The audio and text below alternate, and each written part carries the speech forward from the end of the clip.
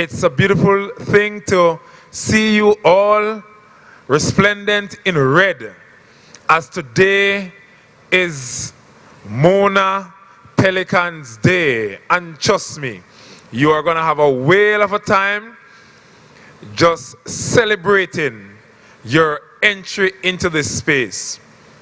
Let me acknowledge the presence of our Deputy Campus Registrar, Mr. Jonathan Archie, as also the head of our counseling unit, Dr. Debbie Ann Chambers. You'll be hearing from both in a short while. Your host will take you through the rest of the program, but let me just briefly update you on a couple of things. So one, we continue today with your campus tours and your library tours. And this is in particular for our commuting students. For students in residence, your tours will happen on the weekend, where you'll have the benefit of going through the library tomorrow in your different groupings to learn how to make use of that important facility. As also, you'll be having your general campus tours. You know, you'll be getting a chance to visit with your specific faculties, to know where your lecture theaters are, and so on, so that when teaching begins on September 5, you're able to adequately find your lecture theaters. So it's important that our commuting students continue with their campus tours today, and for our students in residence, those tours will be across the weekend. When we leave here in about an hour and a half or so, then you'll be able to benefit from all that is on offer at the orientation village. So we ask that you go, get the information from the respective booths, get what's on offer from our partners, our sponsors, make use of all the meals, the refreshment that is available to you in the orientation village as we engage in our tours and information session. Let me say, having completed your tours, you need to get back to the orientation village for 4 p.m. This is where we will have a lovely entertainment package for you. You will be involved in this process as well. So, whereas we do the academics well, we also have fun together well here on campus. And today you'll get a taste of that. I know you got a taste of it yesterday as well at the opening sermon and at other times. But you cannot afford to miss out on what is available to you today at 4 p.m. in the orientation village. Many of you won many prizes. You got surprises yesterday. I saw people walking away with vouchers of $150 and people winning tablets and you name it. There's more for you to benefit from today as we continue our general orientation experience. Let me say to us that here on campus, we have the Mona Aging and Wellness Center is a space from which we do our vaccination. So that is available to you. It's right across the road here, right there. So the campus has been serving the nation in this regard. And so if it is that you want to make use of the opportunity to be vaccinated, we have a site right here on campus, the Mona Aging and Wellness Center, where you can go and get your vaccination done. I will be handing over to your host, who will be taking you through the sessions for the rest of the day. I am going to take the privilege to introduce to you our Deputy Campus Registrar, who will share with us critical information regarding orientation, registration. You know, I'm into the orientation mode. I keep talking about orientation. But Mr. Jonathan Archie is our Deputy Campus Registrar, and I invite him now to the lectern to share with you critical matters relating to registration. Could you please put your hands together and make him welcome?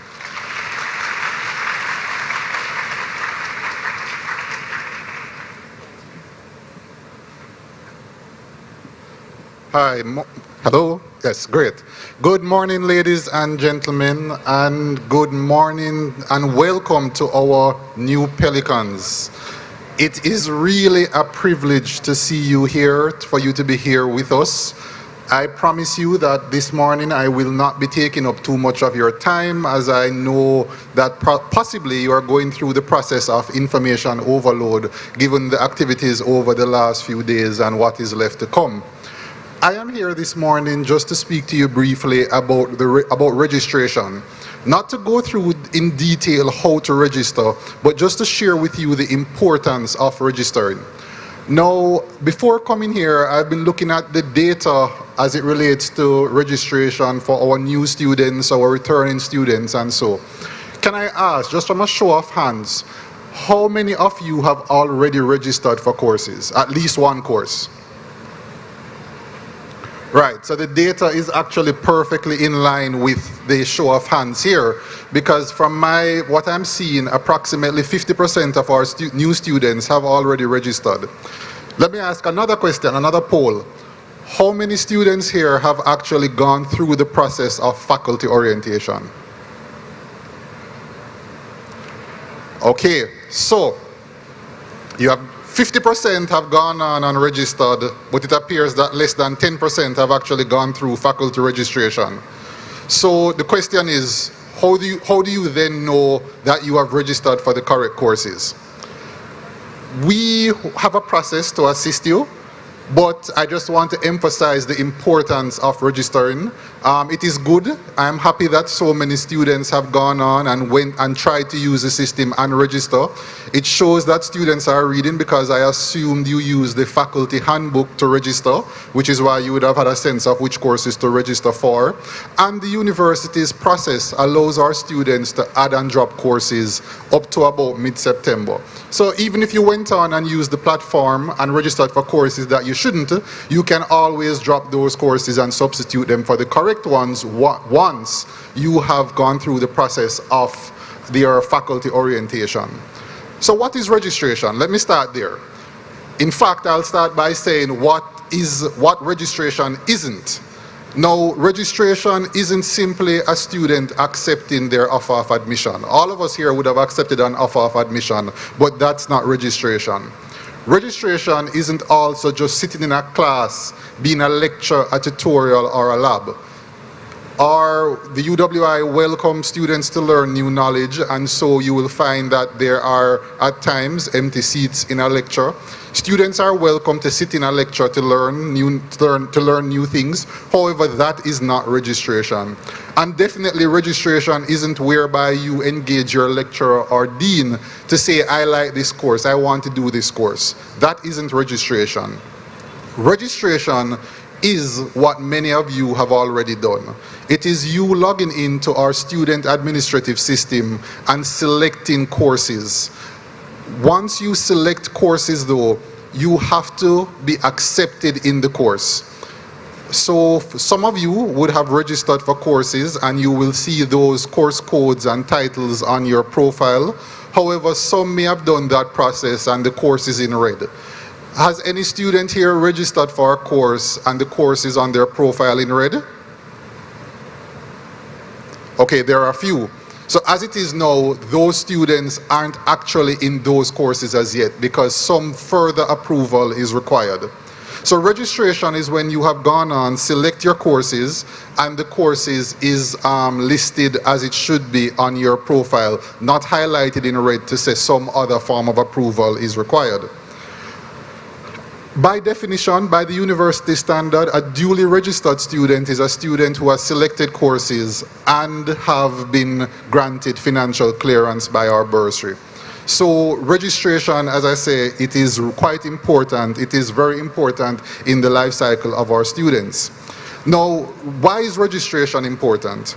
Registration is the primary pillar that supports all academic and administrative matters during your life with the university. Registration allows a few things. Firstly, it allows access or eligibility to classes and for placement in groups. Now, you can imagine you register for a class, let's say Phone 1101, there is some group component to the course. Your lecturer would not be able to assign you to a group if you are not actually registered for the course. Registration is also the system that allows access to the course material within your course containers, and it allows access to assessments. Now, in a few weeks, my office will communicate with you about the dates of mid-semester exams, final exams. In fact, some of that information was already shared, but we will share it again in a more formal manner. Students will have, some may have exams in this very venue in a different type of setup. Registration is what will allow you access to the exams. So again, it is important. Unfortunately, I have seen so many instances where a student, in their mind, they are registered for a course, they go to the assessment for the course, but then isn't registered for the course and is unable to do the assessment. And they come with what I said earlier. They spoke to the lecturer and so they thought they were in the course. Now, can you imagine what it feels like on the day of an exam? You are scrambling to try and find out how can you get registered for a course now when the course is probably actually at its capacity. So which is why we encourage registration for you to do it early and to ensure it is complete. Registration is also the process through which we release your results. So once you do your assessments, it is how registration facilitates your results being published to you, and it also facilitates how it is that the university provides official transcripts to students. Finally, registration facilitates placements in internships. Now, right now in semester 1, that may not be so important to you, but I can guarantee you by semester 2, for some of you who intend to go on internships in the summer, registration is a critical component that will facilitate your placement on an internship. Now, finally, I'll move to how to register. As I said earlier, it's important to go through the faculty orientation, and I encourage all of you here to actually go through the faculty orientation process. We also have spent some time to create registration videos for which students may use.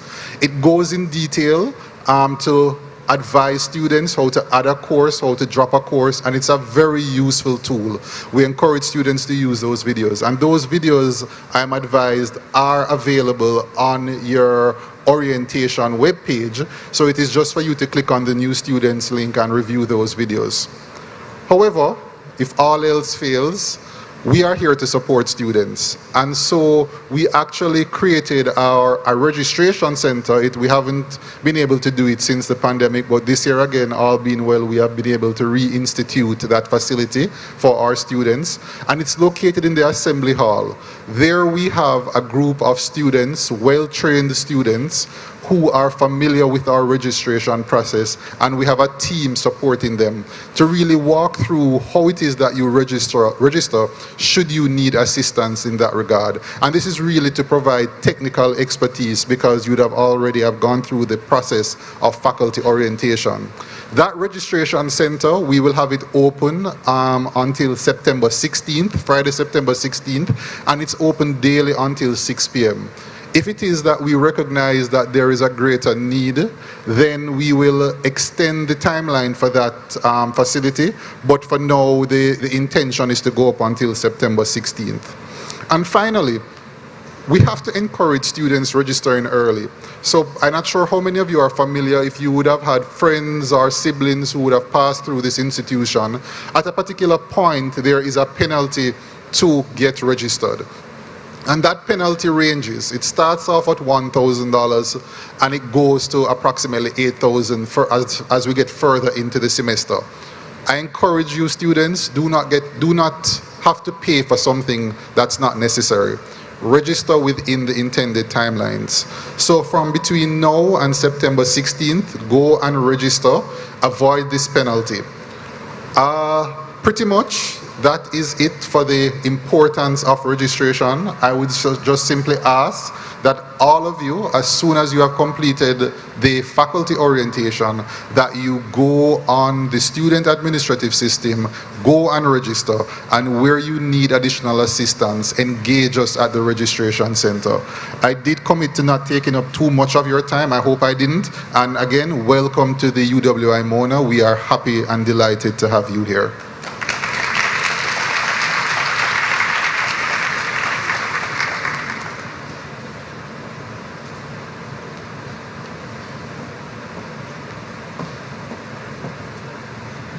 Okay, thank you, Mr. Jonathan Archie, Deputy Campus Registrar. Good morning, everyone. All right, how's everybody doing today? Doing great? It's all a little, all right, so I want everybody to clap once if you're happy to be here. Clap twice if you're excited to be here. All right, and clap whole heap of time if you feel like you're right where you belong as a Pelican and you're excited and ready for the school year. Awesome. All right, so good morning again, ladies and gentlemen. My name is Brittany Clark. So many of you would have seen me yesterday, but if it's your first time here, welcome to the orientation. Well, it's a 2-day orientation. If you're just coming, you missed day 1, but welcome to day 2, and we have a lot in store for you this morning. Now, my name is Brittany Clark, as I mentioned earlier, and I would have graduated in 2019. So I've been through this process. I've been sitting here, well, I sat in your seat a few years ago, and now I'm here hosting the event. It's so awesome. But I'm excited to be here with all of you, and I hope you enjoyed that session on registration. Just to reiterate, registration is very, very important because sometimes, depending on the faculty that you're in, you may even experience a case where you take too long to register, the classes available start to clash with your courses that you've already selected, and then you miss out on doing some courses in the first semester and have to wait till the second semester. And I've actually seen where persons have to actually wait till the next year because the course is only available in the first semester. So please get on that registration. Do it as soon as possible. Now this morning we have a lot in store. A while ago you heard about Registration 101, but we'll be talking about healthy minds, healthy bodies, your success, managing your finances, introduction to the chaplaincy services, and of course learning about the power of the UWI community. Now let's see if you guys were paying attention yesterday. Yui, Yui, Yui? Yui, Yui, Yui? Love that. All right, so our next presentation for this morning will be, is that a question there? Somebody needs some assistance, one of our orientation persons? So our next presentation will be on healthy minds. And how many of you believe that mental health is important? Good, I think every hand should be up because mental health is very important, especially when it comes to being a student and realizing that it's not really the same thing as it was in high school. You're going to realize that it's a massive jump, a leap into a whole new world, and you know, you're kind of doing it a little more on your own, because I know when you get that acceptance, it says you're here to read for your degree, right? Everybody saw that on their acceptance, on their offer? You're here to read for your degree, which simply means that personal responsibility is essential, but it can get very overwhelming when you're thinking about the fact that, you know, I am here at university by myself and I am responsible for ensuring that I get this education. So we have an excellent person here to present to us. She's none other than Dr. Debbie Ann Chambers, and she's head of the counseling unit here at the UWI. So I'd love to invite Ms. Debbie Ann Chambers, who will tell us a little bit about the importance of managing your mental health, you know, being mindful, and as a student, why it's important to maintain a healthy mindset. Dr. Chambers, please make her feel welcome.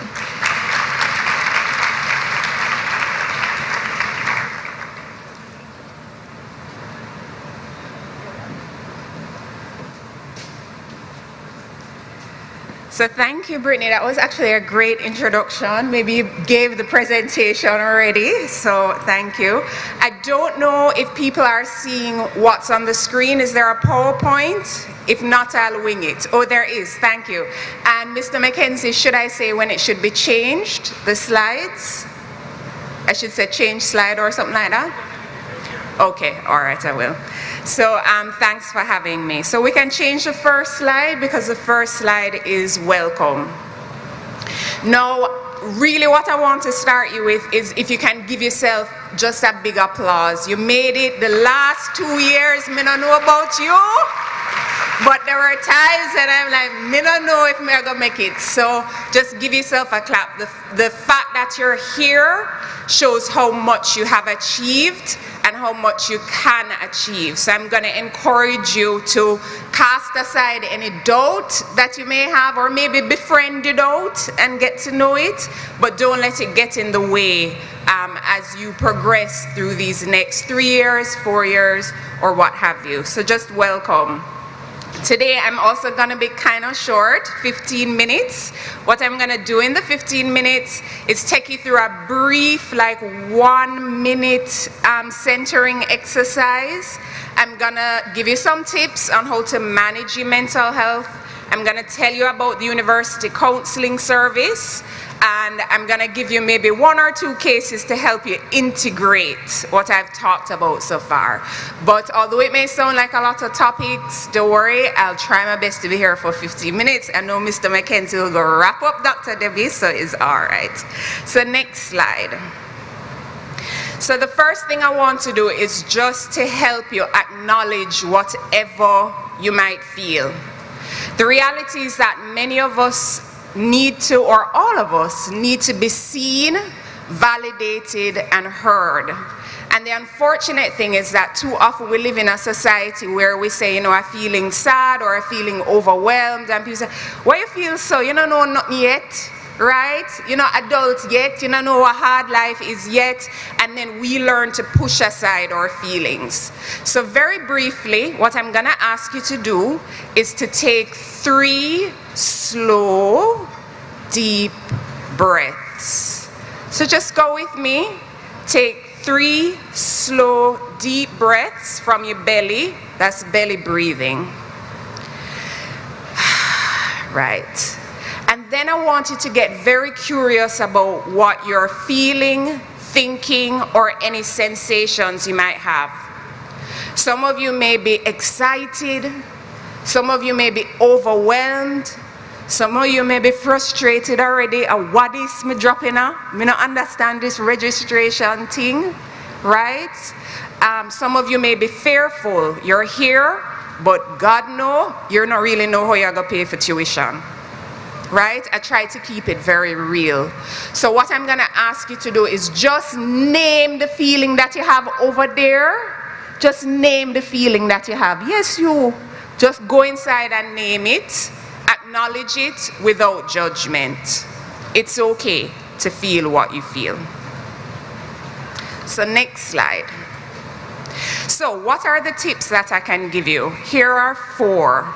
And these are 4 of my favorite tips. The first is rest is important. And Trisha Hershey, if you follow her on Instagram, she's called the Nap Bishop. Trisha Hershey will often say that you are not a machine. Stop grinding. And the truth is that Dr. Debbie going to tell you that, but you're going to get messages that not going to sound like that while you're here. You're going to get messages say you must learn to stay up all night because you have to beat book. You're going to get messages that sleep is now over. And you're going to get messages that the more you can bear, the stronger you are. And the reality is, if we're honest, sometimes we as staff members think that too. We push ourselves. But the reality is that rest leads to creative imagination. Rest unlocks your potential, and the truth is rest is also reparations. Holy Power ancestors never had the opportunity to rest. You are your ancestors' dream. Rest. When people tell you push, push, you're going to say, Dr. Debbie said rest. I'm going to ask you to prioritize that this year.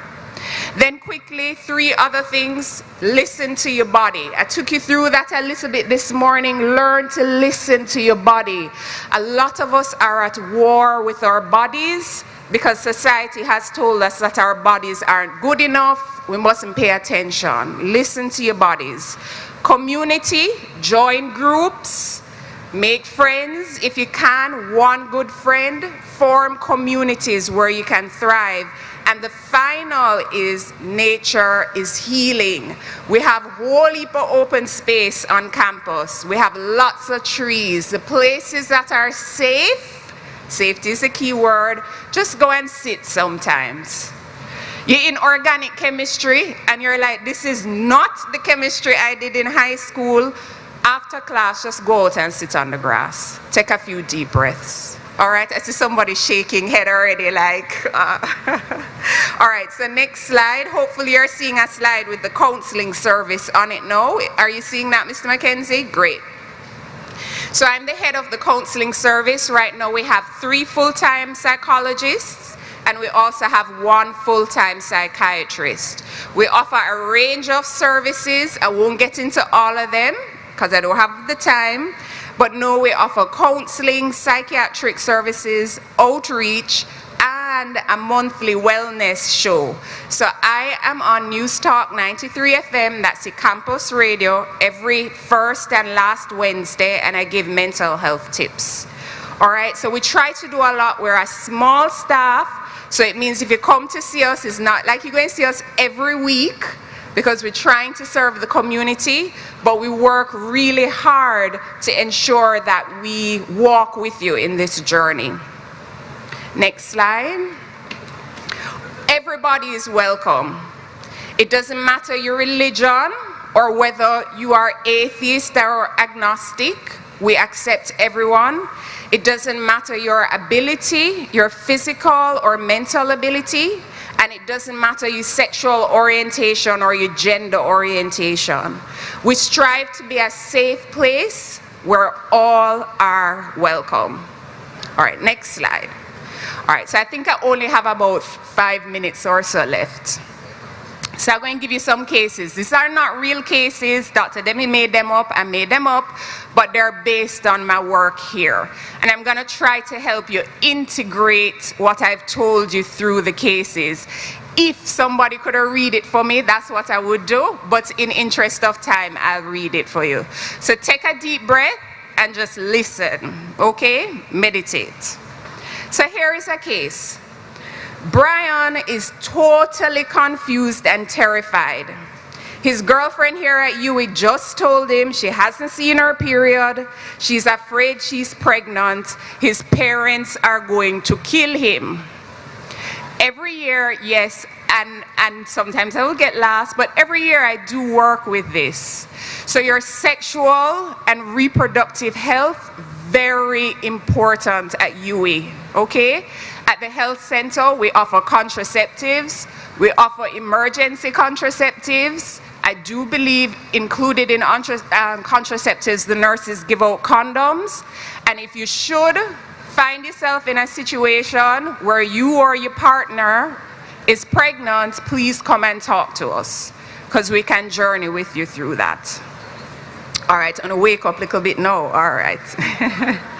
Next case, and then I'll end up soon. Gabriella was excited and working hard when they first got here to UWI. Now in the first week of exams, you heard Mr. Archie, Gabriella cannot sleep, is getting regular headaches and stomach aches, and is having a hard time focusing.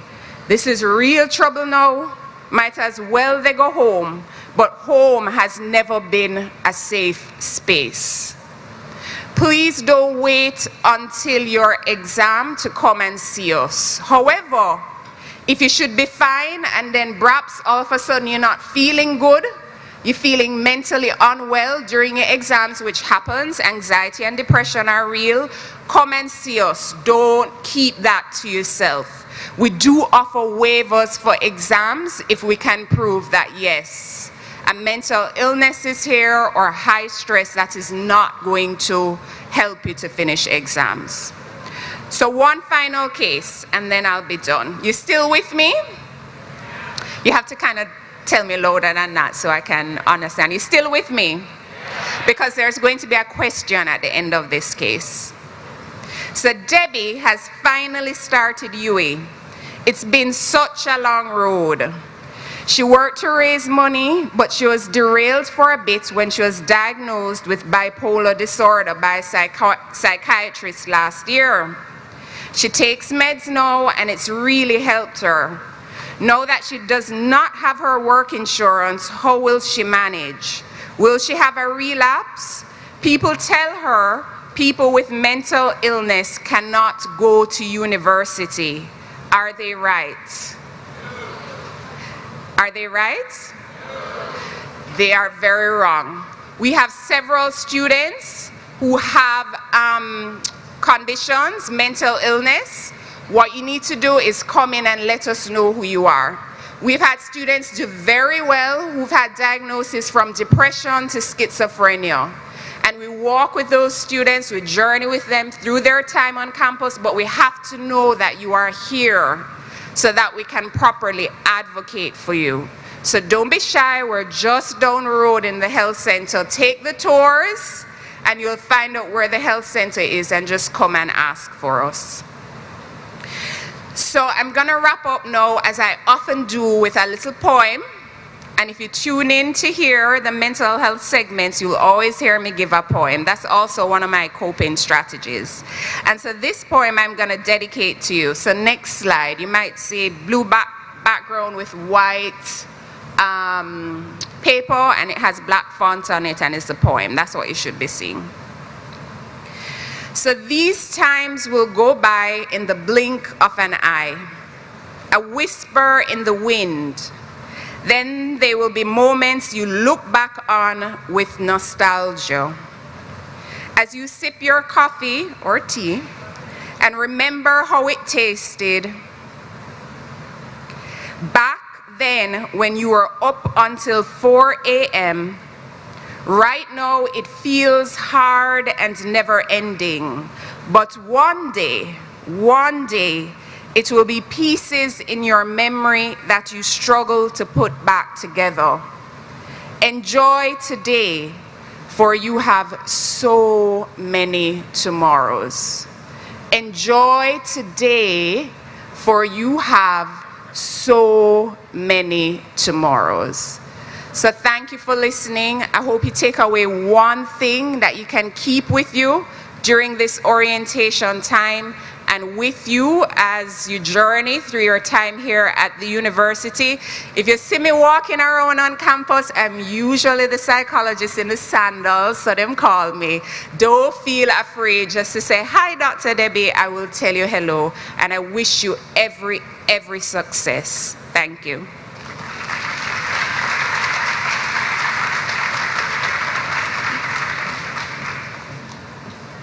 Can we get another round of applause for Dr. Debbie? And just to add, I know a lot of times one of the fears that we have is, we don't want anybody to see us walking to the health center because we don't want anybody to know what's going on. But honestly, guys, we need to set that stigma aside, because it's better to know and get help than to not know, or rather to know something is wrong and sit down in it, and then you get worse, and then you end up not finishing university and your life falls apart. So reduce the stigma. You can actually go with friends to get that kind of moral support to go, because they're very accommodative at the health center. UE Helps was also a very good system for me as well, because I know a lot of times you just want somebody to talk to, not saying something is wrong with you, but you really just need an escape. So there was a hotline that they had, UE Helps. I don't know if it's still around. UE Helps is still, okay, good. So you'll get that resource, UE Helps, and it's a WhatsApp line where you can literally reach out to somebody, usually it's like a student or somebody from the center, and you can get some support. So thank you so much. And for anybody who knows me outside of this space, you know how passionate I am about mental health. So I'm very happy that we started with that session. Thank you. Now, did everybody learn something from that?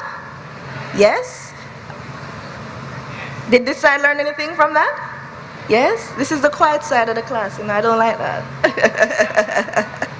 All right. I wish I had some questions so I could have called out students, All right, so we're going to move on to the next session. And I want everybody to say money. Money.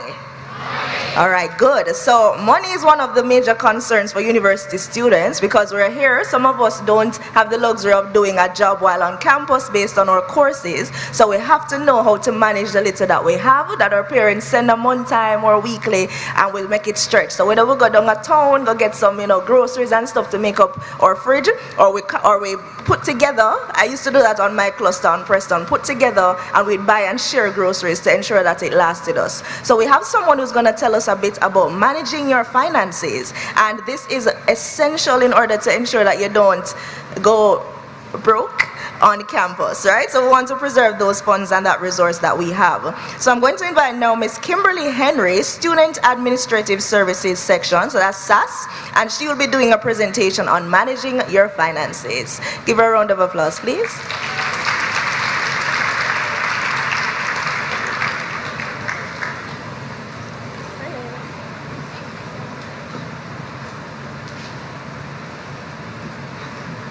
Hi, good morning everyone.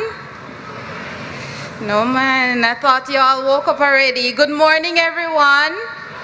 Not because we're gonna talk about the money part, everybody must go silent on me now, you know. It's serious business, but at the end of the day, it's something that is very important. And in addition to your mental health, in addition to embracing the exploring this university campus, taking advantage of all the opportunities, you also need to be financially responsible. A key part of that is ensuring that your financial obligations to the institution have been fulfilled. So I wanted to go into that and basically introduce you to our little section, which is basically the bursary. So again, my name is Kimberly Henry, and it's certainly a pleasure to be here. And on behalf of the entire bursary department, I want to officially welcome you all to the UWI Pelican family. So let's begin. So as it relates to SAS, Student Administrative Services Section, I know you've heard SAS before, and it might have had something to do with registering for your classes. Before I go any further, I just want to clear up a common misconception. So SAS, S-A-S, Student Administration System is not the same as Student Administrative Services Section, which is a subsection of the bursary. So if you have any financial queries, anything to do about your statement, anything financially related, then you ought to reach out to Student Administrative Services Section, aka SAS, right? And here, it is one of our core functions to ensure that as it relates to your finances, that if you require any official statements, any official documents from us, if you need financial advice, you reach out to us so we can advise you accordingly. If you require any form of letters, you're getting a scholarship, and you want to make sure that you've communicated to the institution that you're getting the scholarship from to say, hey, yeah man, I told you I was a student at UWI, I wasn't joking about it, this is what my actual finances look like. You can request a tuition letter from us. So this is an official letter from our section that will outline what your tuition cost is, what the necessary charges that are that you have for that particular academic year. All right?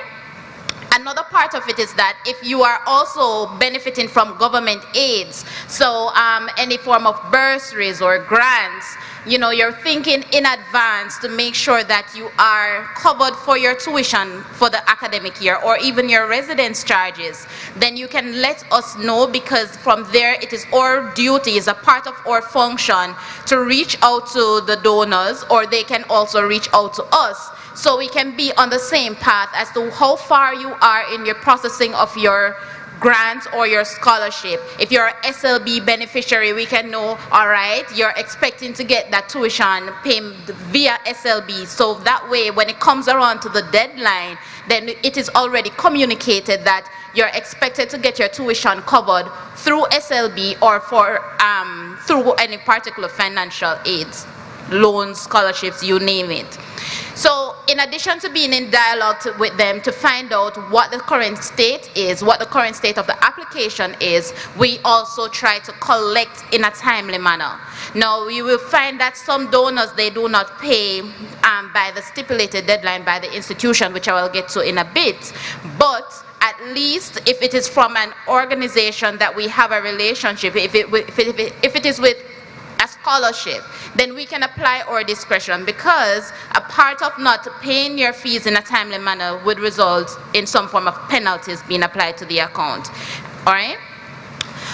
Oh, I should be saying skip the slides, right? So I'm on the page now for student charges. So as it relates to the charges that any particular student can encounter, 3 typical charges would be tuition, miscellaneous fees, and residence charges. And of course, residence is where applicable, and it will be determined based on whichever hall that you are living on.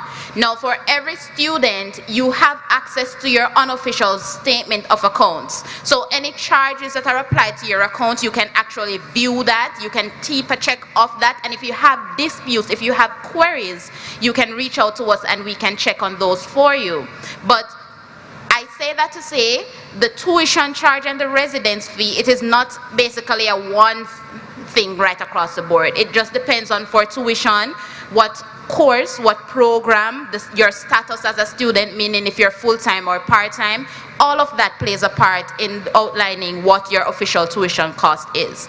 Miscellaneous fees, they are mandatory fees. So they cover aspects like dental service, the health services. It enables your ability to go to the health center to get the advising that you need to seek out medical advice and all of that. And it also enables, for example, your ability to use the library. So a part of this opens a variety of doors, being financially up to part, you know, ensuring that your fees are paid in a timely manner.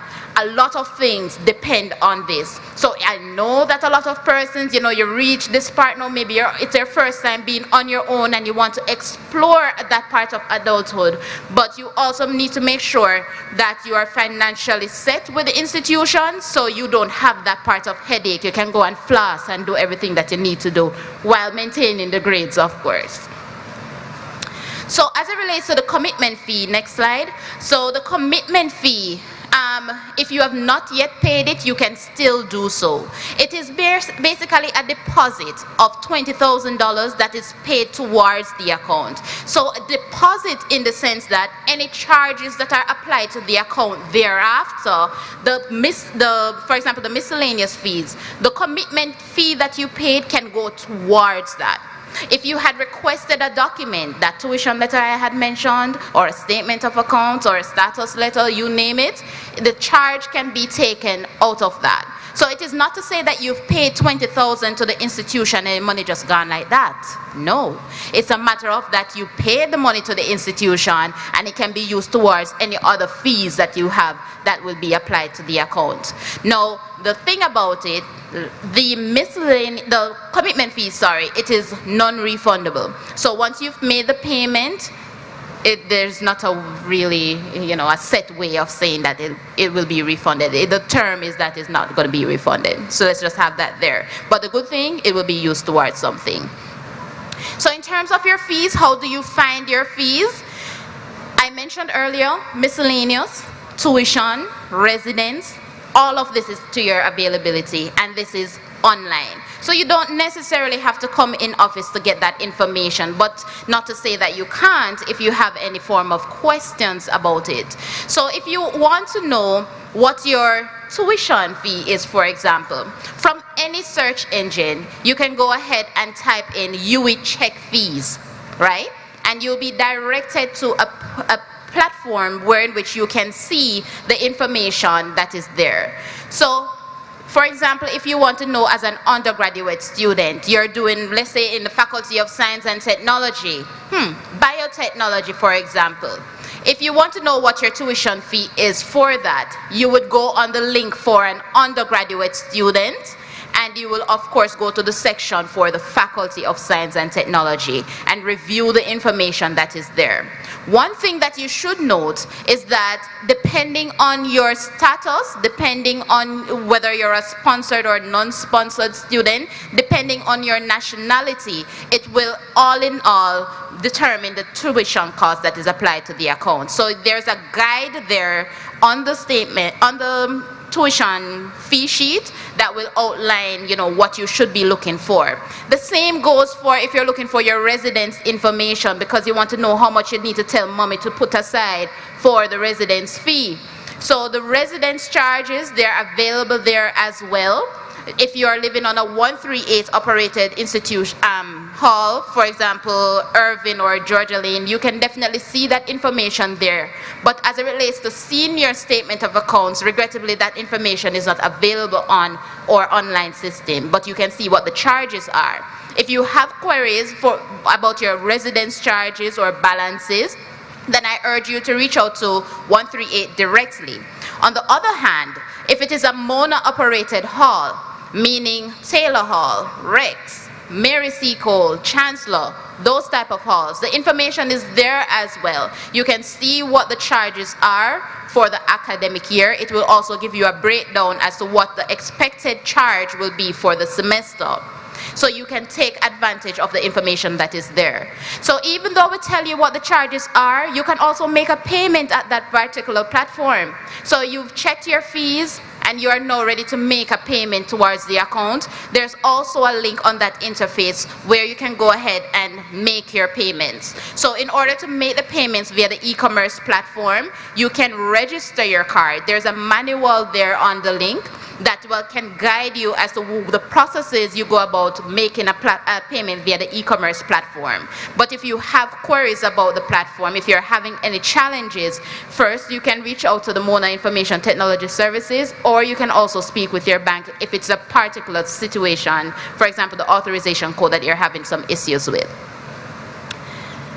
So for the fees, the fee sheet, I mentioned earlier that you can see what your charges are, but this is for an example. So for our nursing students and our other programs, it is not the same cost. This is just an example, as I'm saying. So for example, a course, a program in humanities, a sponsored student from a contributing country, you will see where the fee is a standard $306,965 for the year. If you're a part-time student, it is $10,232 per credit. So to get the final cost as a part-time student that falls in this category, then you would merely multiply this unit cost by the number of credits that you're sitting for that particular semester. But for a nursing student, the information is there. So for example, a full-time nursing student, the cost is $5,000 US for the academic year, of which half is due in semester 1, the other half is due in semester 2. So it differs based on the program that you're selecting. But as it relates to the miscellaneous fee, it can either be one of two. So it's either you're commuting, meaning you do not live on campus, you're traveling to school, then you're considered as a commuting student, and the cost at that point is $20,667, and this includes the cost for your new ID card, Jamaican dollars, of course. If you're living on hall, however, then the cost that will be applicable to you is $28,967, and this as well includes the cost for your new ID card. If you are going to sort out your ID card, but you've made the payment of the commitment fee, you've made the payment of the miscellaneous fees, but you actually lost the receipt, then you can visit our offices at SAS, and we can provide you with written proof that you can provide to the ID room to say, hey, you know, I actually did pay for it, because they will need for you to prove that you had paid for the ID for them to do their processes. All right? So in terms of your payment outlets, there are some authorized outlets, some authorized merchants that we would recommend that you make payment. For the ones that are outlined, they already have our banking information, so there's no need for us to provide that at this time. What we simply ask that you do is that in whatever transaction that you're doing, whichever location, ensure that your ID number is included in that particular transaction, because that is how we know which ID, which account should be updated with said payment. If by whatever chance, or there's an error wherein which either your ID number is incorrect or it's simply not there, then you will definitely have to send us a copy of the receipt so we can track that payment for you and update the account accordingly. Otherwise, it will delay the updating of your statement of accounts and might also lead to other penalties in which they should not be applied, but we simply do not know because it was not communicated to us. You sending the payment without the ID number results in the payment merely sitting there in the bank account without any instructions as to who it should be allocated to. So, here in Jamaica, you can make your payments at any Bill Express, Western Union, Paymaster locations. You can take advantage of the e-commerce platform and also the bursary cashiers that are located in the administrative annex building, because at that time, if you make the payment at the bursary or if you make the payment via e-commerce, then you're guaranteed that the payment should be applied to the account instantly, as opposed to you making a payment, for example, Paymaster or the other location locations outlined, it might take 24 to 48 hours, business hours, for it to be processed and your account updated accordingly. So for the payment deadlines, the payment needs to be made in its entirety by September 2nd. And this means hall fees, this means miscellaneous fees, and this means tuition. All of it is due by September 2nd. If you have explored any other locations, meaning you reach out to, for example, your government ministries, SLB, any one of those to get some financial assistance, and you've realized that, it's taken a bit longer than you have anticipated, then you can reach out to us and let us know, because then there's a backup plan. But if you're making your payments in its entirety, we strongly recommend that you do so by the aforesaid deadline, which is September 2nd. That is for semester 1. For semester 2, the fees are due, in January on the 13th. And then from there, you can proceed with semester 2. So it's not to say that, for the tuition, all of it you need to pay by September 2nd. That's not what I'm saying. What I'm saying is that the first half of it that is due in semester 1 ought to be paid. So I mentioned some financing options. So, we're just coming out of well, we're still in there really, but we're really kind of outside now, right? And COVID was a strain financially on most of us. So you might not be able to pay everything out of pocket. That is why I mentioned the government ministries. So this right here provides a list of basically, you're seeing the list, right? Yeah? So financing, right. So you can explore options, for example, SLB for our Trinidad students. I know they have the national bursaries. I know they have GATE, for example. They have the TTHC, that is from the High Commissioner's Office. Here in Jamaica, you can explore entities from the Ministry of Education for financial assistance. You can go there and check out their websites for options, scholarships, you name it. Here on campus, you can visit the Office of the Student Financing. They usually outline the grants and the bursaries, the scholarships that are available for the different faculties. Check it out. Do not doubt that to say, boy, you're not gonna get through and all of those things, because you're just doubting yourself and you're stalling your process. It is better to try than not to try, in my opinion. And if you do not try and the fees are not paid, then there comes the penalties. So explore these options. If you find that, all right, you're not getting through with the bursaries, I recommend that you register for what you can afford. Meaning, if you can only afford some part-time courses at that time, it will then reduce the tuition cost depending on the program. Then do that. Explore your options, all right? So, additionally, you can check out for Jamaicans, you have PATH, you have JAMVAT as well. All of those are within the Ministry of Education. So, well, some of them. But you can check out those, PATH and JAMVAT. They also can contribute to your tuition. Some scholarships from the Ministry of Education, they're tuition-based. For example, if you're getting something from the SLB, that can only be used for tuition. It cannot be used for miscellaneous fees. It cannot be used for residence. So for the different charges that you have, that you will encounter, that you need to plan accordingly. So for the other financing option, I had mentioned the Office of Student Financing. So that is an option for you. They have the information online, but you can also visit their offices here on campus as well. So we're on the page for the tuition installment plan.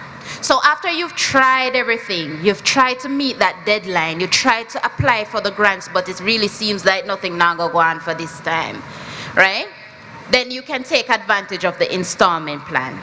Now, what the installment plan means is that it enables your ability to pay your charges, whether it is residence or tuition, over a period of time throughout the semester. So when it comes on to your final exams, you should be cleared in terms of your payments, and then you should be financially cleared officially to sit your final exams. So to qualify for the tuition installment plan, you need to make a minimum deposit of 25% of the tuition for the semester. So half of that tuition that was charged to the account, you need to pay a minimum of 25% of that. You also need to ensure that the miscellaneous fees that was paid in its entirety. But also, you need to ensure that you have selected all your courses. If you're a full-time student and or a part-time and you're awaiting for example, override requests to be approved, then you're not officially registered for that course. Unless you see where the override request is approved, then you can consider yourself officially enrolled in that course. I say that to say, if you're awaiting override request and you then go ahead and you submit the request for a tuition installment plan, and after that plan is approved, you get the word to say that your override was now approved, then we're in a sticky situation. Why is that so? Because the plan would have been generated on the tuition cost that would have been there at that time. Adding that course will increase your tuition value, and then the plan itself needs to be adjusted. So technically, you would have been getting an agreement for a cost that is not applicable. So we definitely want for you to try to register in, select all your courses in full. If you want to benefit from the residence installment plan, which is the next slide, then you can also go ahead and do so. So 25% of the residence charge needs to be paid. You also need to make sure that the miscellaneous fees are paid, and also the residence charge, you need to see that on your statement of accounts. If you're not seeing it there on your statement, then you need to reach out to your respective hall managers or the SSDMs for them to assist you in updating the statement of accounts. Once all of that is checked, then you can proceed to the Bursary Online Student System, aka BOSS, and that is where you actually make the request for the installment plans. So the plans are already open. They're done on a semester basis, but the portal will actually close on September 16th. And this is for both the tuition and the residence installment plans. So you need to make up your mind, because the time is moving very quickly, so you need to know what exactly you are planning for. So whatever the balance is that is on the account, I think it is important to note as well that the number of months that you select for the installment plan will outline the number of payments that is required each month. In other words, if you have 100,000 left to pay for the semester upon approval of the installment plan, and you requested 3 months to clear off that balance, then that 100,000 will be divided into 3 equal parts. Each of them is payable at the end of each month, sorry. That's basically it there. So I outlined some penalties. Let me just go through that real quickly. So for the penalties, if you fail to be up to par with your finances, then you are liable for, the account is subject to 1% late fines. So it's calculated at the end of each month and applied to the account until the account itself is regularized. You also need to ensure that you're financially set, because if a financial hold is on the account, you cannot sit your exams. You cannot access the services that are available on campus. And for the extremely delinquent accounts, then you will be transferred to a collection agency who can go ahead and source you out, and they can also take legal action. So we don't want for it to reach that part. So Bursary Online Student System, take advantage of that platform, and that is where you can communicate with us as to what services you actually need, the statement of accounts, you name it. Sign in with your credentials, ID number and password, and then from there you can actually proceed. So finally, I just want to wrap up to say, a lot of us are coming out of the parent home. We're used to mommy and daddy doing business on our behalf. No. In our eyes, the eyes of the institution, you're considered to be an adult. You are our client, you are our student. So we need for you, if you're sending someone to do business on your behalf, to get financial assistance, to collect a document, then you need to communicate this by submitting a proxy authorization. So when that person comes to us, we can assist with the query. So I just want to wrap it up there. And I want to once again welcome you, congratulate you on this journey, and I want you to take advantage of it. If you have any questions about your finances, you can reach out to us at 618-5066 at SAS, or you can visit our offices. We're all located over there in the Administrative Annex building. Thank you.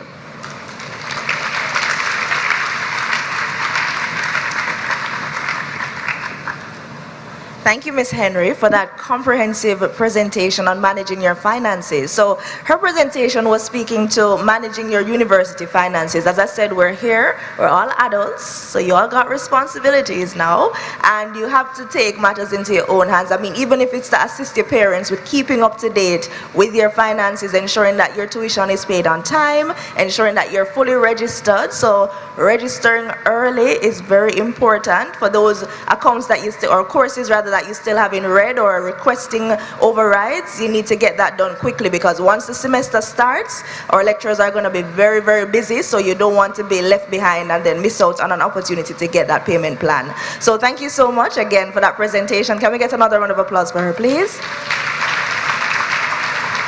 And just to highlight a few of the points, remember, for the installment plan, you're required to pay a 25% deposit of that tuition fee for the semester. Your miscellaneous fees must be paid in full. You should be fully registered, so again, register early. So once you leave here, as soon as you get home, register for those courses. Ensure you put in your override requests so that you have all your courses registered. And then you visit BOSS, that's the Bursary Online Student System, did I get that right? Yes, to request the payment plan. So do that as soon as possible, guys. You don't want to miss out. Remember, there are penalties for late fees, and I think the scariest penalty of them all is the financial hold and not being able to sit that exam. So please, guys, get on it ASAP. All right, so moving along with the presentations, I'll now invite the convener of the chaplains, Reverend Dr. Stevenson Samuels, who is going to tell us a little bit about the chaplaincy services available here on the university campus. Welcome.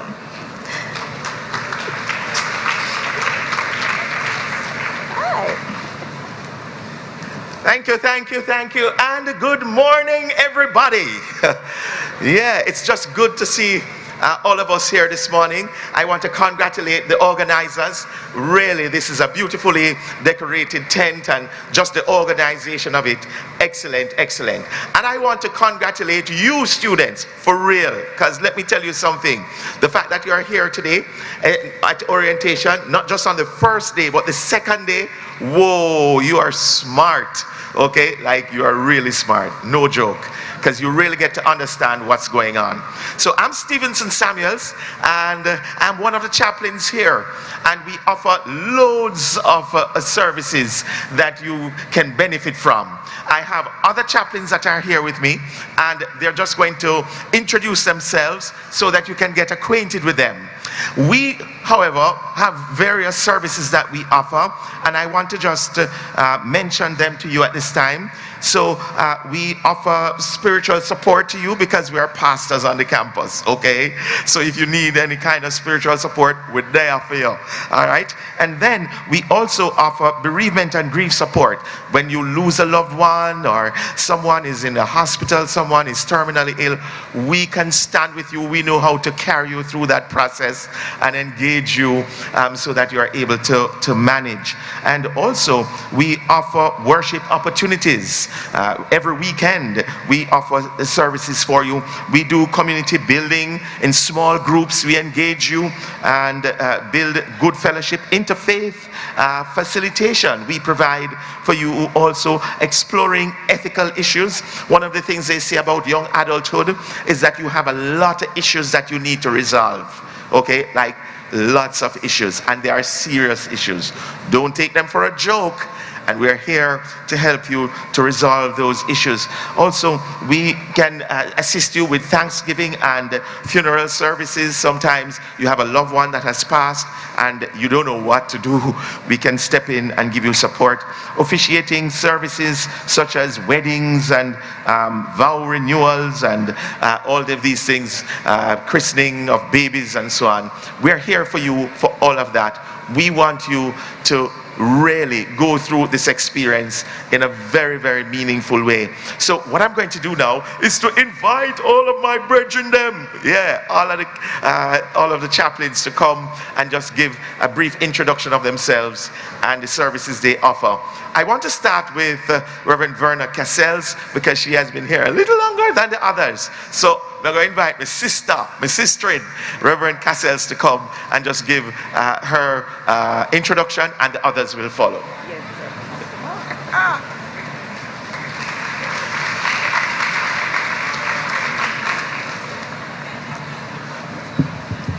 Thank you very much. And I notice that you have been clapping, but you have not been saying anything at all. So it's wonderful to see you all, and I want to give you a wonderful welcome. So when I shout wonderful welcome, what I'll expect you to say is just thank you. Wonderful welcome. Thank you. Wonderful welcome. Thank you. Great. And I know that you're here from all over the world. I was about to say Jamaica, but of course, we are from all over the world. And you have heard about the chaplains here. And one of the things about all of us is that we like you to call out to us, and to, as you see us pass along, you just say, hi Rev, hi Bishop, hi Father. But then there is one Rev you'll have to say, low Rev. You know why? Because she isn't as high as the others. Yes, so when you call us, you can use our numbers that's on the list, and most of us have WhatsApp numbers, so even if you can't sleep at night, you just leave a message or you just leave a note, and then we will respond when we are awake, or some of us may even respond right away. Sometimes it's loneliness, sometimes it's anxiety, sometimes it's because you just want a little prayer. You just want somebody to listen to you, and we are there for you. And you noticed the session before was talking about money. And sometimes that is what causes us to be anxious. Feel free, call us. We may even have some suggestions as to how you can get some more or get that issue dealt with. Now, on second Sundays of every month, we have a United Church service at the chapel, except when we have a university service. And the United Church service is at 9:15. So that's your invitation to our United Church service. Verna Cassels, Reverend Cassels, Rev, Low Rev, whatever. I am usually in the chaplain's office on a Friday, but there are times when I'm not there.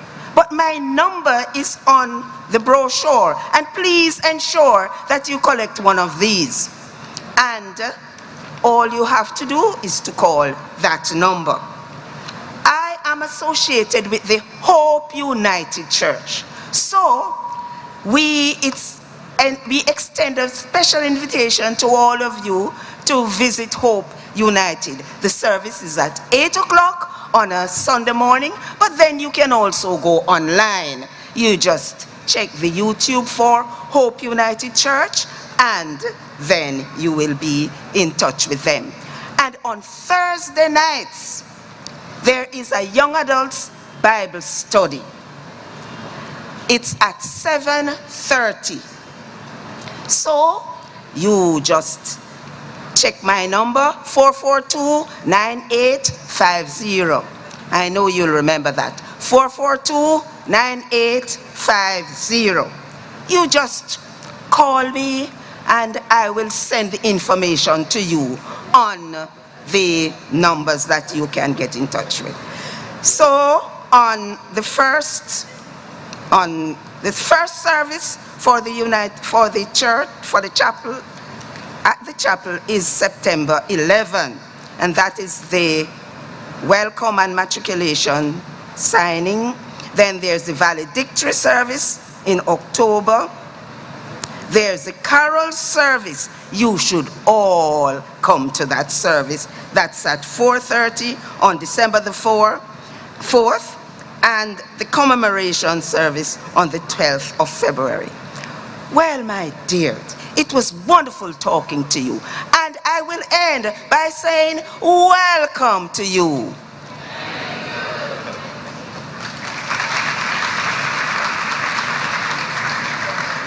Let me endorse the congratulations that have already been extended to all of you, new students here at the University of the West Indies. Good morning, everybody. One of my favorite artists sings a song. It's high tide or in low tide, I'm gonna be your friend. In high seas or in low seas, I'll be by your side. And that artist is Bob Marley, encouraging the oneness, the spirit of solidarity, the harmony, the unity that we must extend, that we must express as a people. This is what the chaplaincy unit is about, that we will continue to encourage that as well. My name is Karen Curlew, and I am the Baptist chaplain. I'm inviting you to join me in worship service on a third Sunday as of the month of September 18, at the chapel of the UWI at 9:15 in the morning. And of course, I will be in office during the week, every Tuesday afternoon from 4 to 5. You can come with your concerns, your issues. If you just want to talk, have a conversation on Tuesday afternoons from 4 to 5.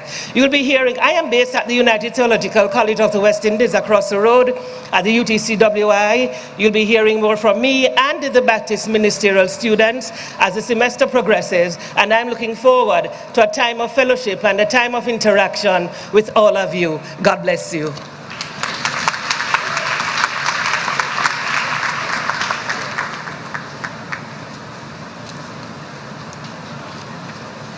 Good morning to you all. My name is Father Peter Hunter. I'm the Roman Catholic chaplain to the university. I'm very, very glad to be your chaplain. And in addition to all of the things that have been talked about by my fellow chaplains, my role is really to provide Roman Catholic sacraments. So if you want to come to Mass, if you want to have your children baptized and so on, I'm there for you. But I also see my role on campus as challenging you all to grow and learn in your faith. So this semester we're going to be holding a series of talks on science and faith. So especially maybe if you're a scientist, you want to think about how what you're learning in the sciences fits with your faith, maybe think of coming to our series of talks. And then, of course, I see my role as preaching and promoting the gospel of Jesus Christ on the campus. And so you will see me around, you'll see me walking around the campus. I'll also be in the chaplain's office at some times during the year, and I teach across the road at St. Mary's Theological College, the Roman Catholic Seminary. So do call by at the chaplain's tent in the orientation village and come and get all of the materials that we are providing, but also just come and say hello, introduce yourself, and leave your contact details if you're interested in any of those things.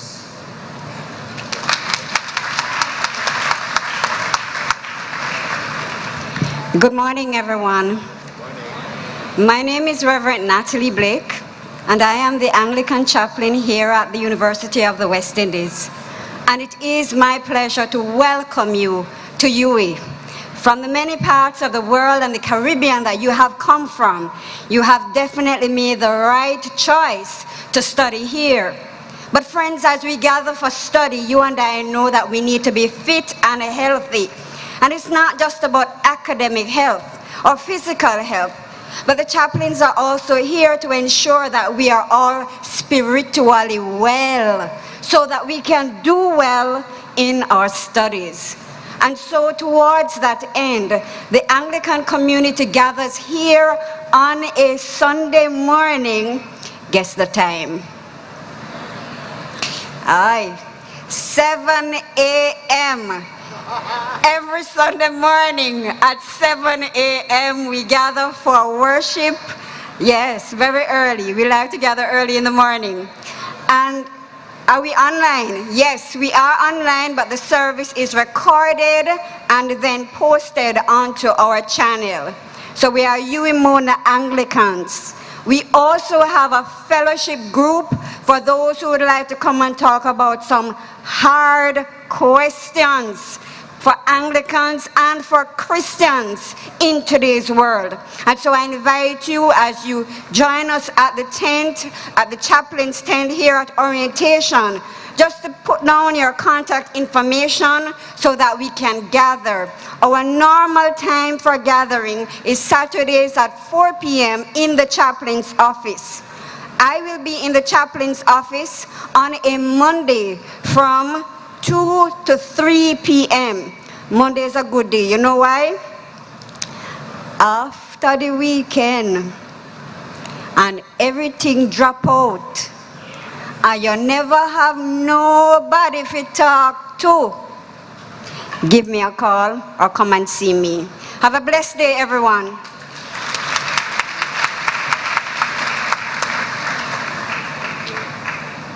Okay, good morning, everyone. I join in welcoming you to the University of the West Indies. It's good to have you all as students here at the university. I am Karen Durant-McSweeney, and I am the Methodist chaplain. I am based over at UTCWI, the United Theological College, which is not far from here. And my time in the chaplain's office will be on Wednesdays from 4 to 6 p.m.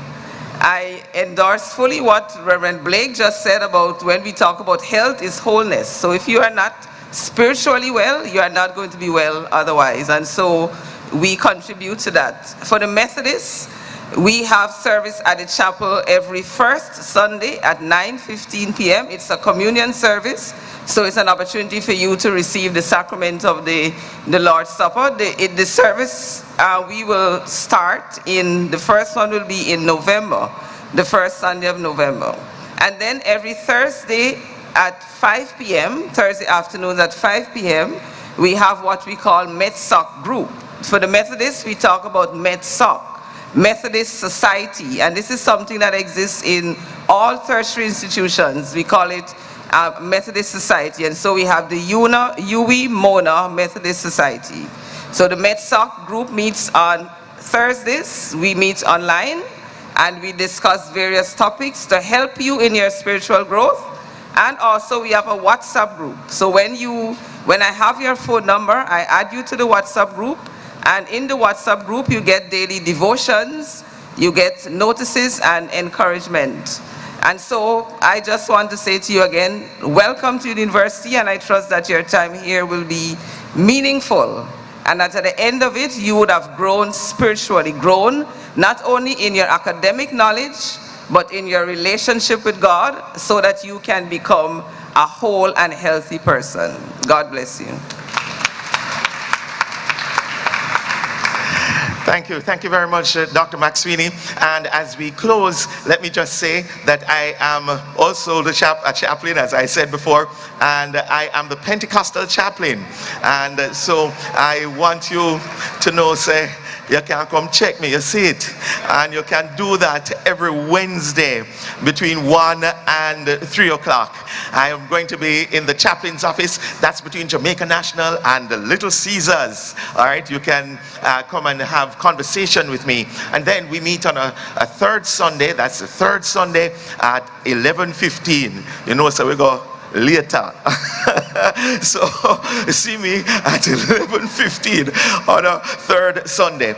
The third Sunday in September is going to be a special service, and may I say, sometimes they have services that doesn't relate to UA. They are outside services and we accommodate them. So every now and again that will happen on various Sundays.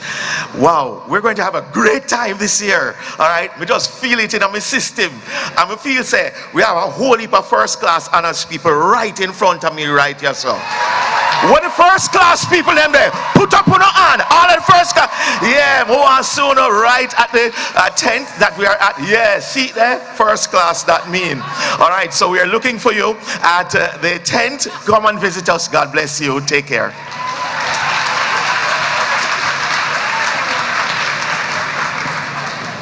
All right, can I get an amen for those chaplains? All right, love it. I love the energy. So trust me, guys, what the energy you saw up here is the same energy you get when you visit them and the same energy when you attend their services. So please take advantage of that. Yesterday you heard that there is a community for everyone. So the chaplaincy, of course, through the different denominations, if that's a community that you associate with, please, please, please support. And as they mentioned, spiritual wellness is a part of the holistic, wellness, health and wellness of all of us. So please, please don't miss out on that. So thank you. Just to reiterate some of the services offered: spiritual support, bereavement support, worship opportunities, you heard those, ethical issues are addressed. We have Thanksgiving and funeral services support, as well as officiating services, including weddings, vow renewals, christenings, etc. And the names you would have heard from: Reverend Verna Cassels, Hope United Church affiliation. She's in the chaplaincy office on Fridays. Reverend Dr. Samuels, Pentecostal. He's in the office Wednesdays 1 to 3 p.m. And of course, they meet every third Sunday at 11:15 a.m. You heard from Karen Curlew, Baptist. She's in the office Tuesdays. Father Peter Hunter, Catholic. He didn't mention when he's being in office, but of course he has some seminars coming up, science and faith. So I think that should be very interesting, especially if we have any philosophy students here. I know you guys love to, pick your brains and stuff at things like this. So please take advantage of that. Reverend Natalie Blake, Anglican. They worship very early, 7 a.m. Yes, so for the early risers, right, the early worms, please take advantage of that. But she says the services are recorded, so you can also watch them at your convenience through their platform. And finally, Karen Maxine, Methodist. She's in the office Wednesdays 4 to 6 p.m. and they meet every first Sunday at 9:15 a.m. but their services start in November. So guys, can we get another round of applause for our chaplains?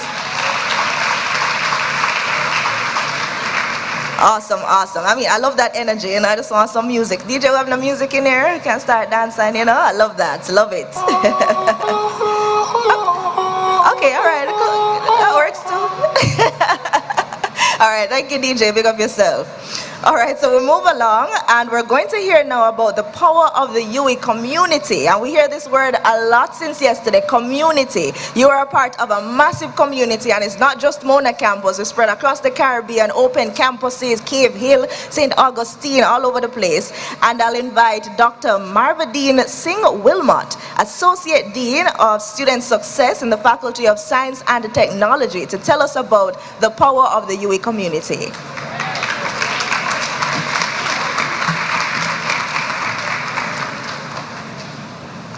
All right, good morning, Pelicans. Family and friends of Pelicans. Where are the family and friends of the Pelicans? This orientation village, guys, is rocking, isn't it? From the chaplains, the pastors, the reverends, the bishops, they call in for some vibe music. There's that wonderful, wonderful feeling of empowerment, and resources are being made known to you, information, but it's in this welcoming vibe, in this kind of fun-filled environment. And I know you don't really want to leave here. But come with me just a little bit. I want to take you back just a little bit. 28 years ago. Many of you were not born then. You were not even thought about. But let's go. Let's go with me here, everybody. 1994 it is. It's a time of, well, we're talking music, so let's talk the dance. So we're talking butterfly and Della move and world dance. No bounce or stir fry around them times. It was a time when we talked in person. We wrote letters, we wrote memos, we made telephone calls, not on cell phones, on landlines. There were pages even. So there was no WhatsApp and Facebook and IG. Information therefore traveled much, much slower.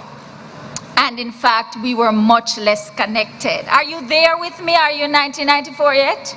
Can you manage it? It was my first day of the second semester of my second year.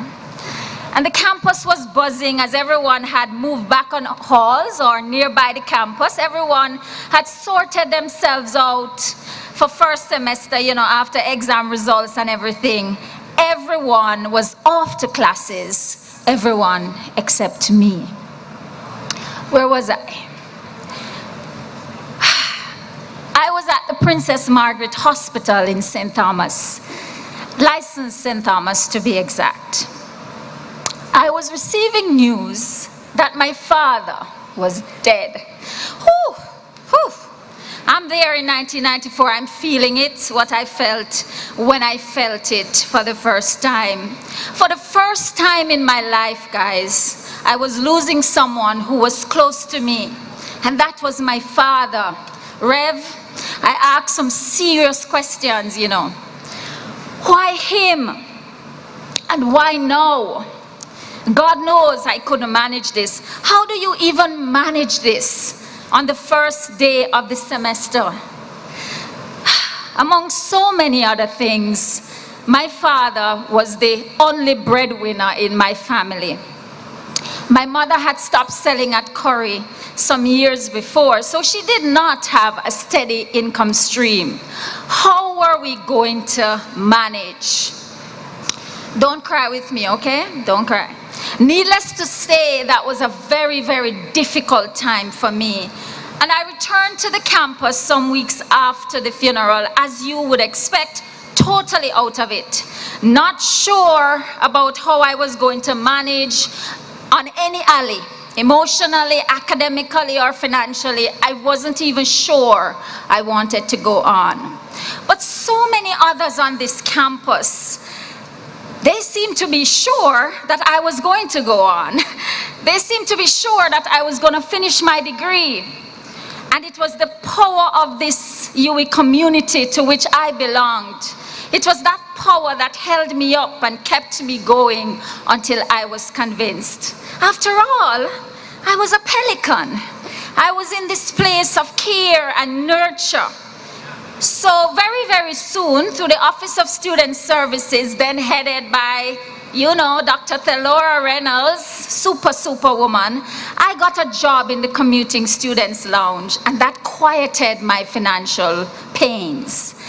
What's even more is that I was an Irvinite. Where the Irvinites are up in here. That's right, my people over there, that's right. And the entire Irvin family was behind me. From Mr. Carlton Laurie, who was then, we called him back then our warden. Now they're called Student Services Managers. And Mr. Laurie, by the way, is still, you know, my friend, my mentor, my father. Still in touch with Mr. Laurie. Check him every now and again. To my friends like Mr. Jason McKenzie, who is now the head of the Office of Student Services, to the ancillary staff on Irvin Hall, Mr. Akas, Mr. Green, Mr. Wright, Jason. My lecturers and academic advisors in the Faculty of Science and Technology, they showed me the path to completion. And they helped me to recover from the learning losses. I got emotional support to power me on from my hall, from my department, the chemistry department, because I was a chemistry major. I don't know if they told you, I'm a chemist, I'm a scientist. Rev, I gotta listen to that talk, eh? Science and religion. Through the Office of Student Services, I got support, and of course, the UWI's Health Center. This community, guys, that I was a part of, and for those of you on the outside, come on in and take a seat. This community that I was a part of, this powerful UE community that you are now a part of, this very, very healthy community. It's all yours.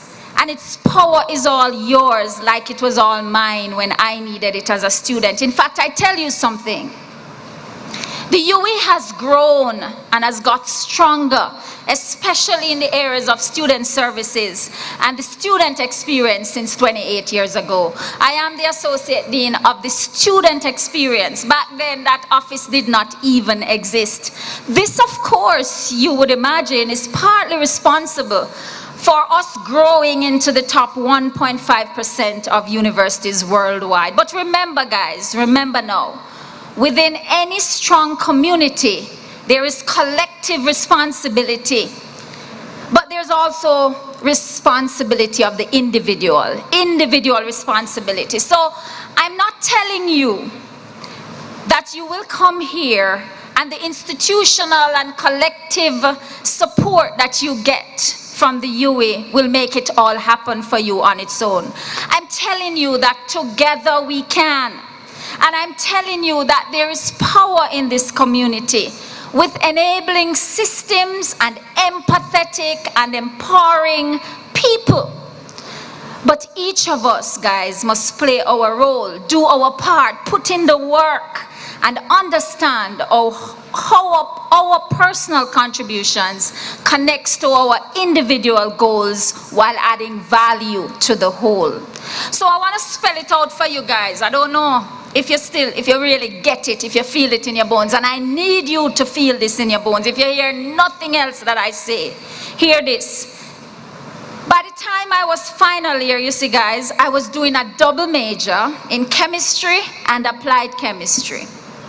And I was working 2 jobs, one on campus and one off campus in the lab out there at Rockford, the Shell lab. And both of them I got through the UE and its programs. Yes, those enabling systems and empowering people that I spoke about, they put me into those places and gave me those opportunities. I had a responsibility then to them, not just to myself, to make their investment in me work. There were days when, because I missed lectures, I missed some of my lectures, and by the way, that's not something you want to do, okay?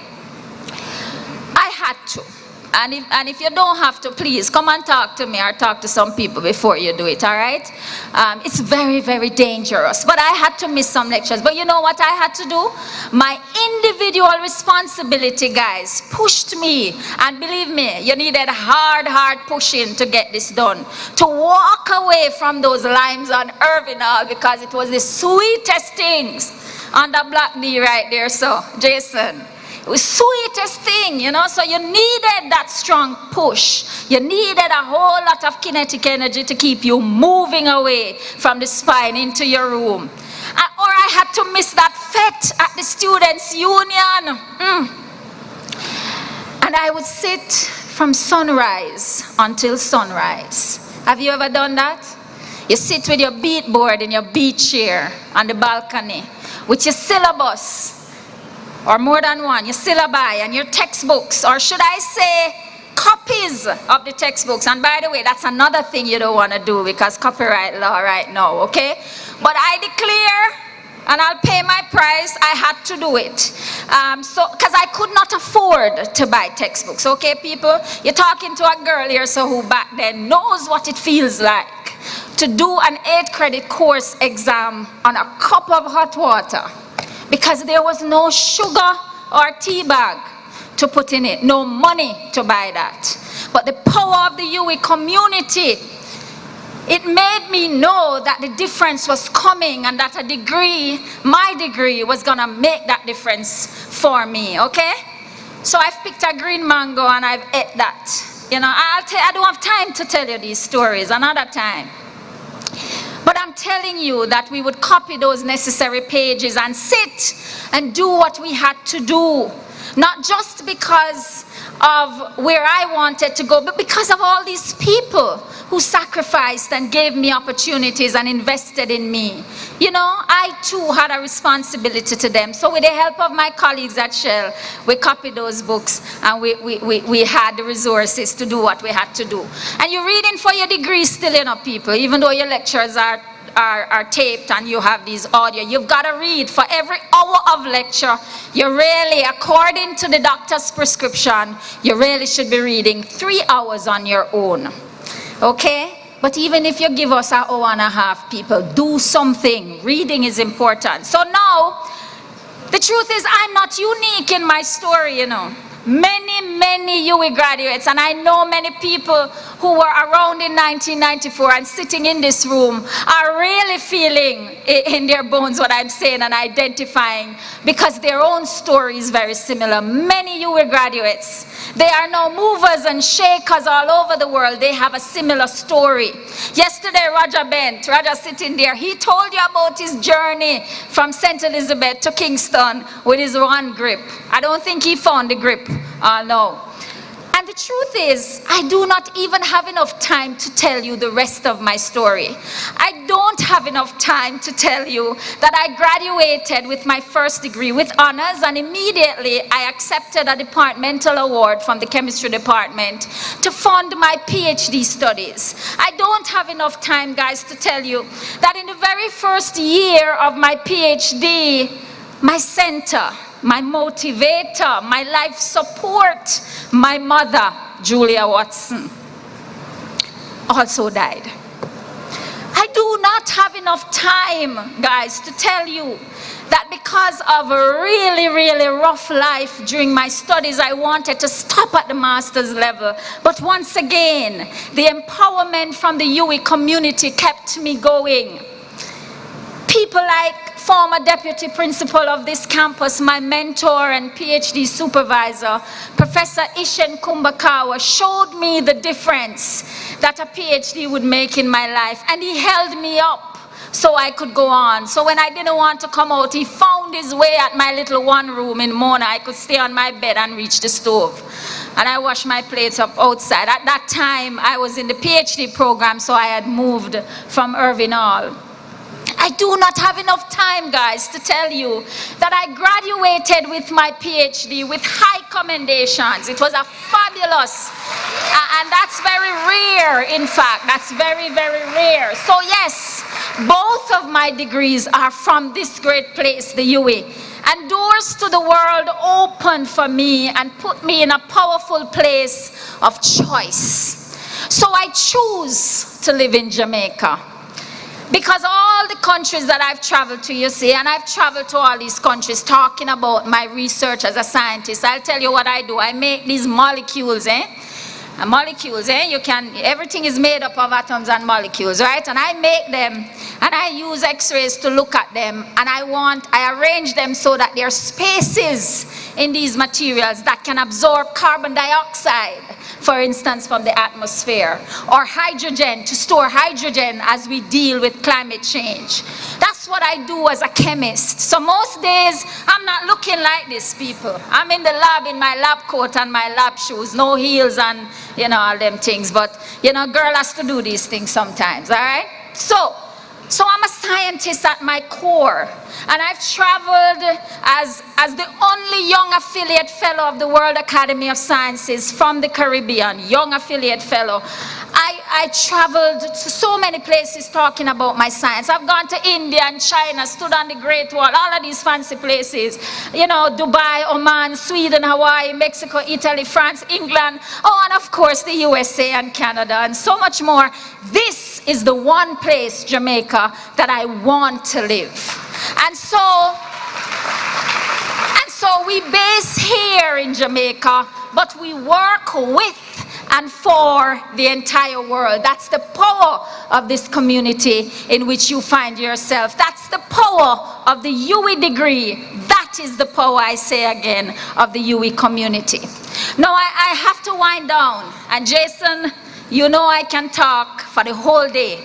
I can do this because, you know, I'm talking from my heart and I'm feeling this in my bones. And I want to share so much with all of you who I know You feel despair sometimes and you're going through a lot of things. And I really want to tell you, for every problem that you have, the UE doesn't necessarily, have the resources to give you, to solve all of it, but we have mechanisms to help you find and access those solutions. So now that I'm winding down, before I close, I've got to share just 4 things, 4 characteristics of this UE, which can serve you well and which I think brings the power to this UE community, and which you absolutely must plug in and draw the power from. 1, there are always opportunities in this institution for ongoing dialogue. You would have already been exposed to some of the many channels of communications here. And when you go next week to your faculty orientations, and I want all of my FST people to make sure you're there, check the schedule Monday morning. We start with the people with last names A to M. 9 o'clock, go to the FST booth and get a schedule. Check it on the website. Go to your faculty orientations. You will get much more closely connected to those mechanisms for dialogue. You hear that voice going? We were vibing over there in the tent with the music and thing yesterday. So the voice has been working very hard. All of us who work here and study here, including you guys, you have UE emails, and you must use them and check them every day, okay? In addition, information is communicated to you through posts on UWI's website as well as your faculty websites. Some faculty websites even have portals for students to chat live with resource people and have their questions and queries and problems addressed.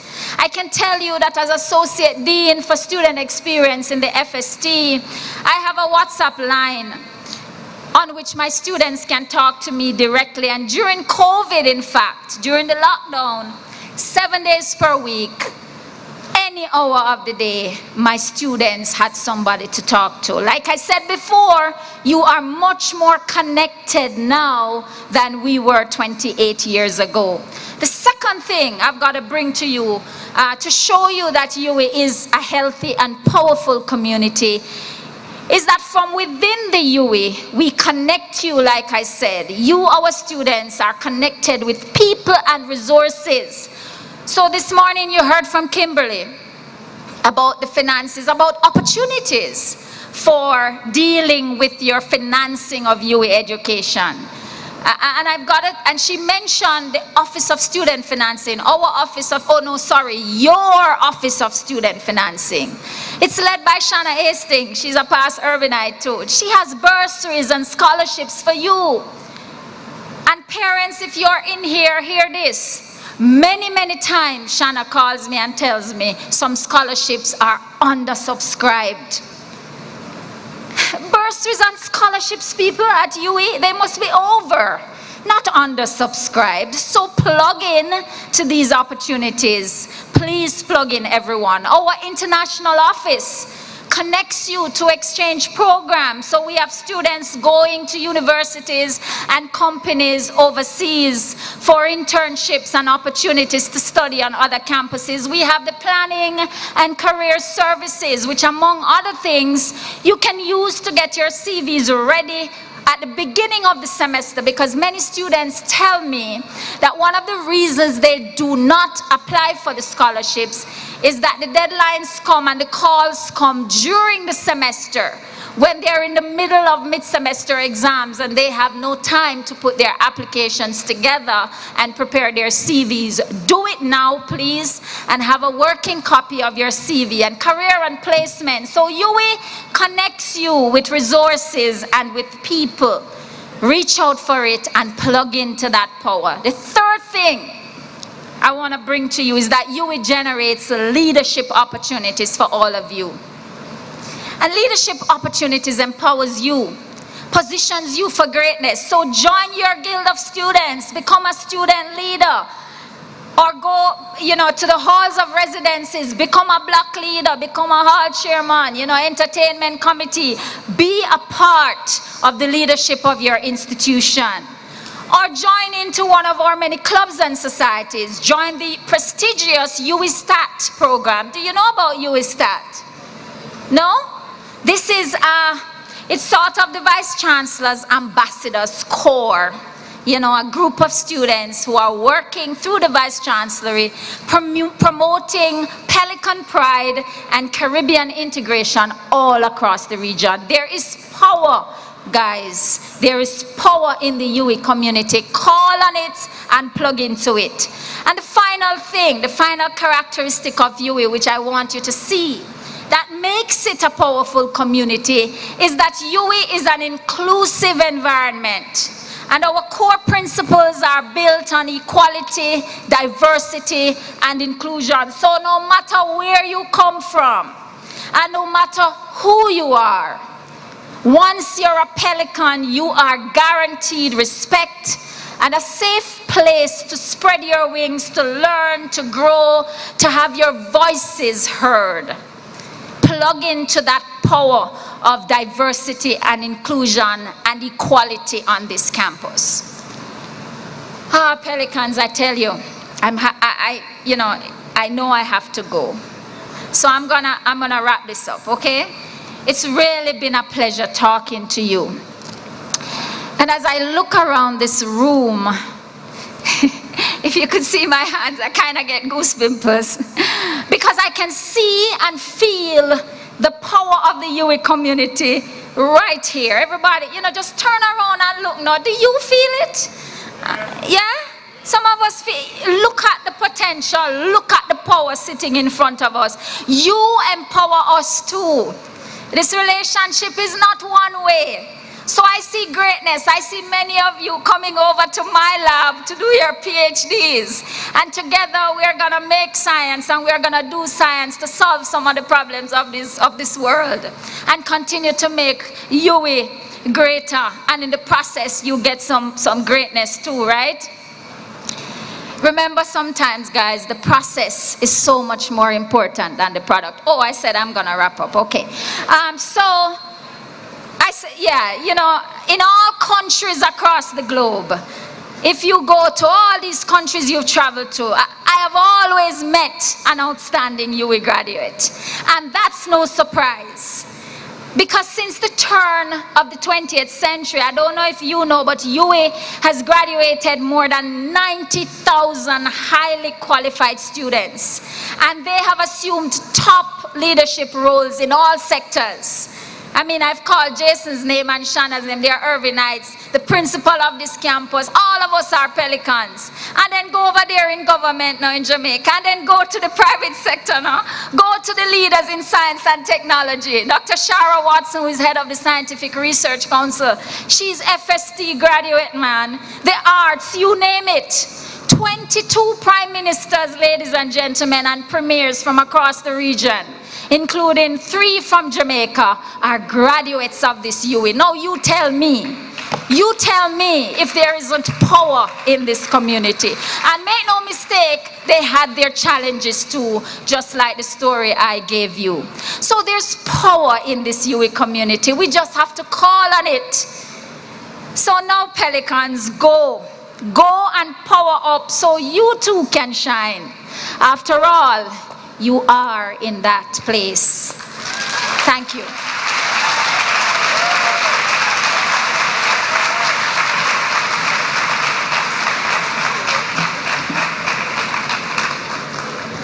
Thank you so much, Dr. Marvadine Singh Wilmot, for that powerful presentation on the power of the UWI community. Now, I feel very empowered, and I think I need everybody to say, I'm a proud Pelican.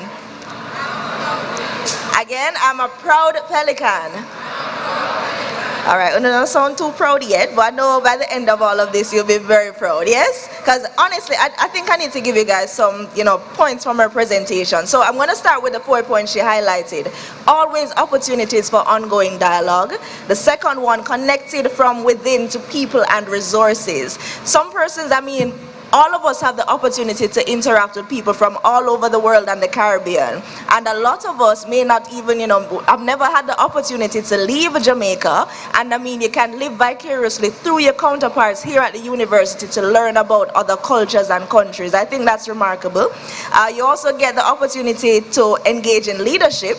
So through your halls, through your clubs and societies, that's a big deal, because when you put those things on your resume, it's not just about the degree, but it's about what you did here at the university that actually gets you that job. So don't sit down and just do the books, but do try to get involved and build your resume so that you can be that well-rounded UE student.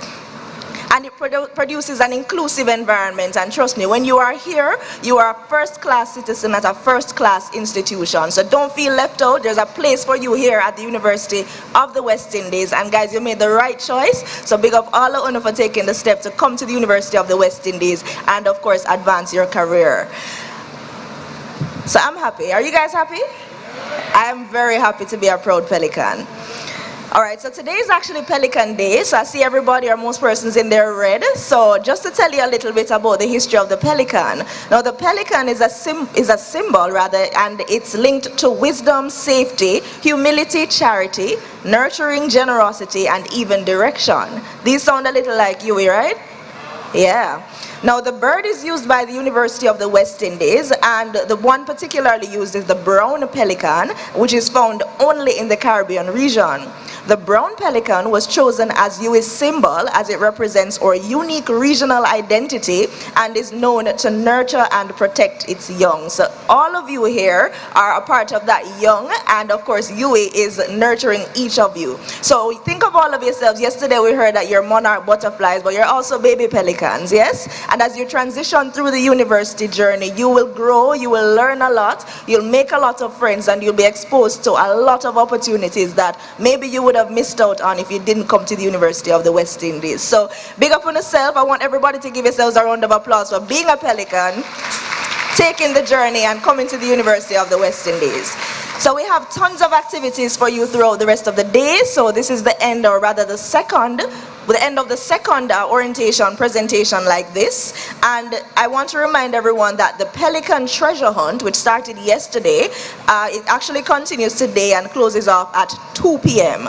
So this actually gives each of you the opportunity, or rather the chance, to try and win a share of $100,000. So this is real money. Yes, $100,000 that you can put towards your tuition, towards things for your rooms, whatever it is, hall fees. All you have to do... dramatic effect, I love it. So all you have to do is scan the QR code which is on the screen, and you can actually get the instructions to participate or to continue participating in that treasure hunt. Campus tours are also continuing. So for persons who were the commuters who did not get to do their campus tours yesterday, I'll ask that after I end, just stay inside and our orientation facilitators will guide you through the rest of the tour. And the different locations you'll get to see include the orientation village, or what we call Tent City, faculties, health center, Philip Sherlock Center for the Creative Arts. For those who were here yesterday, you know that Pitchy Patchy, which is a great play coming out, will also be held at the Philip Sherlock Center for the Creative Arts. You don't want to miss that. That starts September 7. Students Union as well, which is really the hub for student activity. There's food there, and you know, when you hear about integration, anybody going integration, Freshers Fete? Yeah, so that's a big thing. So integration Thursdays, we look forward to that, and Freshers Fete is coming up. So that happens in the Students Union, or usually happens in the Students Union. I'm not sure if that's going to change. You'll also learn about the library, great resource place, the chapel, so you can of course interact with our chaplaincy, right? And the bookshop, where you can get all the resources you need for your UE journey. All right. All right, so also please be reminded that there is a one UE Welcome Home Mass activity to close out this afternoon, so don't miss that. Please get back to Tent City or the Orientation Village by 3 o'clock, 3:30 the latest. You don't want to miss out on that. I also saw on Twitter that there may be some influencers you may like, a rush cam or two or so. So don't miss out on that, guys. Again, UE gives you the opportunity to meet a lot of people that probably you only see in the digital space. So come on out, you don't want to miss it. It's Pelican Pelican Day, so you know it's full of vibes, beer excitement. You don't want to miss that. And finally, the UE Mona Aging and Wellness Center is our vaccination site here. We know COVID still a keep. I know it's not as, you know, people are not taking it as seriously, but COVID still a keep. So, you know, if you're so inclined, please feel free to book your appointment to take your COVID-19 vaccine or your booster shot so you can stay protected.